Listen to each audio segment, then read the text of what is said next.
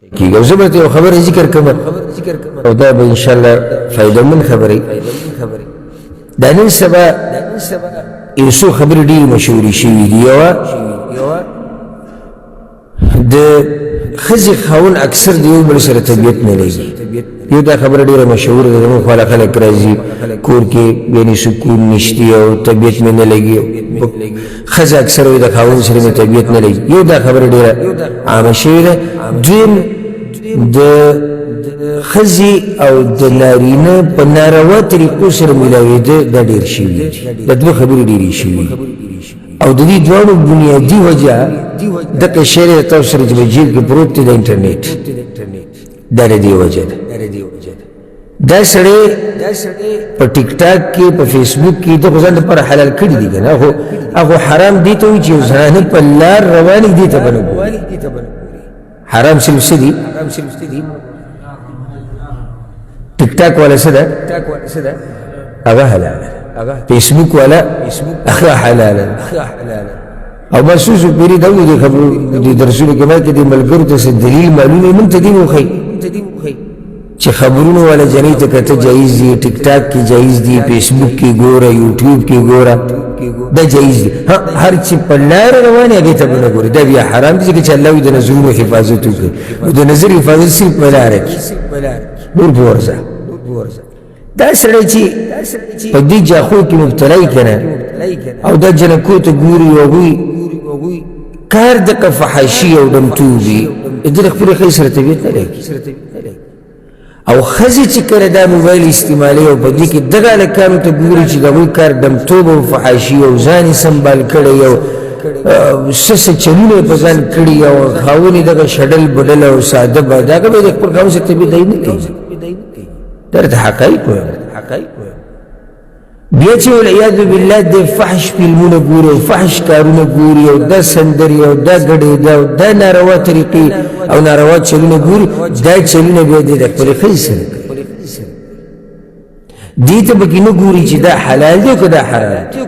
وایي فلم کې دا پاټ شوی دی، هغه سندره کې دا چل شوی دی، او ډمتوب کې دا شوی دی، او ډرامه کې دا شوی دی، په پروګرام کې دا کار شوی. اوس به دې دا کار په کور کې کوي. دا درته یو داسې حقیقت بیان کړم که مني او که نه یې مني. نن سبا دا دوه خبرې عامې شوي، د ښځې او خاوند د یو بل سره نه لګېده، په ناروا طریقو سره د یو بل سره میلاوېده. دا ټول برکت ته دغه انټرنېټ دی چې د ډېرو په هغې باندې بریک نه لګي او د ځان دپاره یې حلال کړی. او څه جواب به ورسره وي، الله نه به یې ورکوي، تیار کړی به یې جواب. دومره ډاډه چې لګیا دی خو څه جواب به ورسره کېدی شي، ځکه داسې ډاډه لګیا دی. د ایمانونو طبعي د خلکو وکړه خبره والله،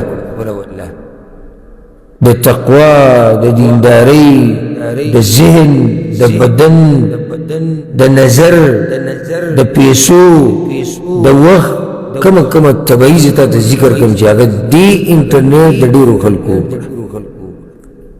دا قرآن پروت دی په غریب باندې 1 انچ ګوړه لګېدلې ده په دې جوماتونو کې. لاس ولم څوک نه او په انټرنېټ کتو باندې سترګې سرې شوې. لاړ شه ته ډاکټر پسې،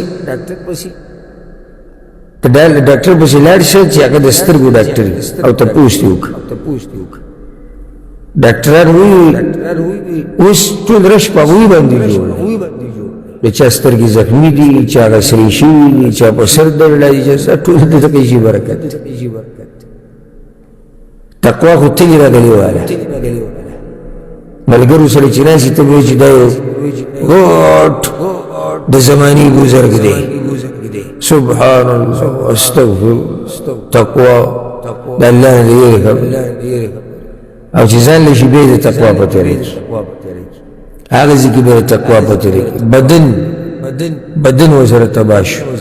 هغې چې خوب نشته، د خوب په ټیم کې دغه شی ګوره، ارام سکون نشته، د ارام په ټیم کې دغه شی ګوره. اوس یو سړی دی هغه ماسپښین دمه کوي 1 ګنټه، په 1 ګنټه کې دی 40 منټه موبایل ګوري.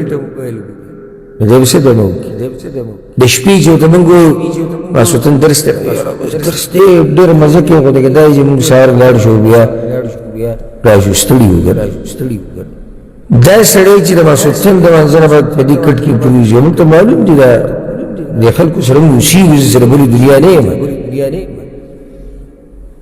دې کټ کې چې سم لیده هغه 12 یوې درو پورې به دې موبایل کې ګوتې خو د الله په کور کې ناسته یو دوه درې نصیحتونه اورېده دا په ده باندې سم بوشي مال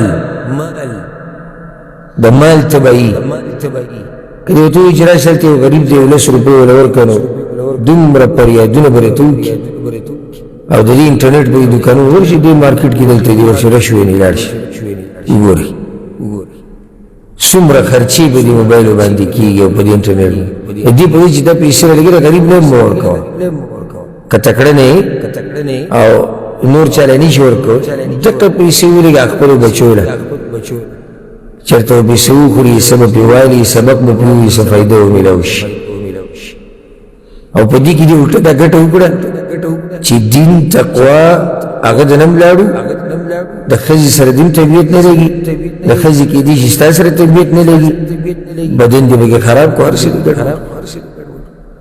نو دا به راته یو نقطه ذکر کړه چې نن سبا چې دا څه جاخې ماخې کېږي نو د هغې ګډ سبب څه دی هغه د انټرنېټ